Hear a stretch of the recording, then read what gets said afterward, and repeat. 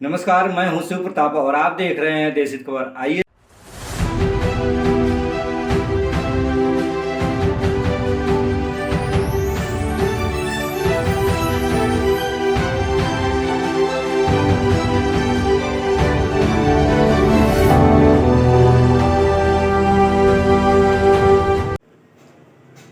विश्व के महान लोकतंत्र में अगर एक पत्रकार की पत्रकारिता को बर्दाश्त नहीं किया जा सकता तो इससे बड़ा शर्म की बात और क्या हो सकती है। गांधी जी के देश में ऐसा नहीं हो सकता। गांधी जी अंग्रेजों से लड़ते भी थे और कभी उनको अपना शत्रु नहीं कहते थे।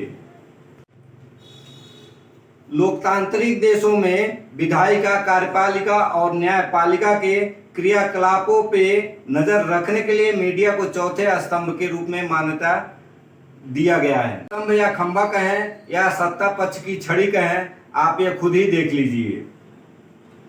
मीडिया अगर सकारात्मक भूमिका अदा करे तो किसी भी व्यक्ति, संस्था, समूह, देश की आर्थिक, सामाजिक, सांस्कृतिक एवं राजनीतिक स्वरूप को मजबूत बनाया जा सकता है।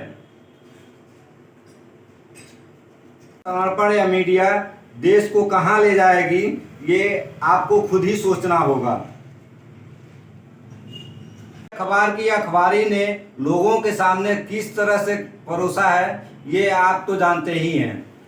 हिंदी के पाठकों के सामने जो पेपर आज आ रहा है, पेपरों में मुद्दा भले ही क्लियर ना हो, लेकिन विज्ञापन तो पूरा क्लियर ही रहता है। मीडिया सत्ता पक्ष की तो गुलामी शुरू से ही करती रही है, लेकिन इस दौर की जो गुलामी हो रही है, यह डेमोक्रेसी के ऊपर एक कुठारघात हो रहा है। वाली मीडिया पर एनएसए लगा करके जब इस पर कुठारघात किया जा सकता है तो इसकी महत्ता को आप भी समझ सकते हैं कि सत्ता का इस समय क्या महत्व है। आप सोच रहे होंगे जो होता है यह होता रहेगा, इससे आपको कोई फर्क नहीं पड़ता है, लेकिन सच बता दूं, फर्क तो आप ही को पड़ेगा। और जब आपकी आवाज के बुलंद होने के रास्ते बंद कर दिए जाएंगे तो उस समय आपको पता चलेगा कि आपने कितनी बड़ी गलती कर दिया। एनएसए वाली घटना से सत्ता से सवाल पूछने की जो साहस है वो तो छिनता चला जा रहा है। इस आत्मबल को लौटने में दशकों लग जाएंगे। मीडिया नागरिक बनाना चाह रही है या सत्ता समर्थक या सत्ता भक्त बनाना चाह रही है, ये आपको समझना पड़ेगा और उस हिसाब से इसको आपको अपने जीवन में उतारना पड़ेगा। मीडिया मन की बात को प्रसारण बहुत जोर शोर और पूरे विज्ञापन, बढ़िया विज्ञापन और अच्छे फोटोज के साथ कर रही है और सर्वे भी कर रही है कि 60% लोगों ने मन की बात के सुन करके और देश के प्रति समर्पण की भावना पैदा हुई है, देशभक्ति की भावना पैदा हुई है। मन की बात तो हुजूरे हिंद तो मन की बात को सुनाने में लगे हैं और मीडिया भी प्रसारण करने में लगी हुई है, लेकिन जंतर मंतर पे धरने पे बैठी उन मासूम मेडलिस्ट बेटियों की मन की बात को कौन सुनेगा पहुंच रही है, और न ही मन की बात को सुनाने वाले हिंद हुजूरे महोदय कभी ध्यान दे रहे हैं। तो उनकी जो आवाज होती है और एक मंच पे चुनावी रैली में जो आवाज होती है, दोनों के अंतर को तो आप लोग समझ ही पा रहे होंगे कि दोनों में डिफरेंस कितना होता है। दिल को छू लेने वाले मन की बात और दिल को झकझोर करके एक क्रांति का माहौल पैदा करने वाला यह वीडियो जो चुनावी माहौल, चुनावी रैलियों में जो बताई जाती है, उसको दोनों को लेकर के अगर आप देखें तो मामला आपको पूरा गोलमोल समझ में आने ही लगेगा। मैं गलत बोल सकता हूँ, मैं झूठ बोल सकता हूँ, लेकिन आप इसको लेकर अगर मेरी हत्या की साजिश रच रहे हैं तो ये गलत है। कहीं फेंकने की कोशिश कर रहे हैं तो ये गलत है।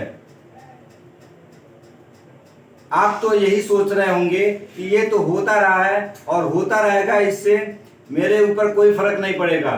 व्हाट्सएप आज जो माहौल क्रिएट हो रहा है, व्हाट्सएप से खबरें आती हैं, फेसबुक से खबरें आती हैं और आप एक दूसरे के खून के प्यासे हो जाते हैं। और जब हत्या करके फेसबुक और व्हाट्सएप के जरिए आपको फर्क नहीं पड़ रहा है, लेकिन एक ना एक दिन धीरे धीरे आपके बच्चे के ऊपर इसका प्रभाव पड़ सकता है, और कब बच्चे आपके हत्यारे बन जाएंगे ये आपको भी पता नहीं चलेगा। हाँ, एक बात तो जरूर है कि हो सकता है कि वो आपके बच्चे को बचा ले, लेकिन इसकी सच्चाई से आप भी जीवन भर अपने आप को कोसते रह जाएंगे और घुटते ही रह जाएंगे। हम ये कह रहे हैं, आप सिस्टम की मांग कीजिए। यह मीडिया को जो खरीदने की डिजाइन है, यह आम आदमी नहीं समझ पाता।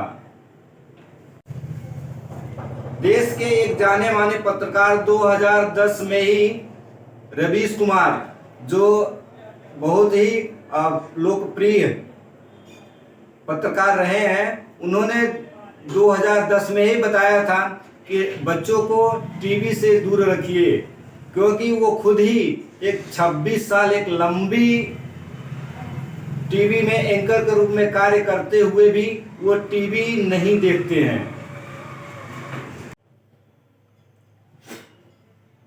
पूर्व एनडीटीवी एंकर रवीश कुमार जी ने अपने एक वीडियो में बताया है कि पंडित जवाहरलाल नेहरू ने एक बार अमृत बाजार पत्रिका के संपादक को पत्र लिखा और उसमें लिखा था, आप नहीं सरकार की आलोचना करोगे तो कौन करेगा, इसलिए आप बधाई के पात्र हो।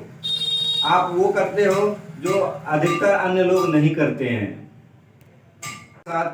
मैं शिव प्रताप कुशवाहा, नमस्कार।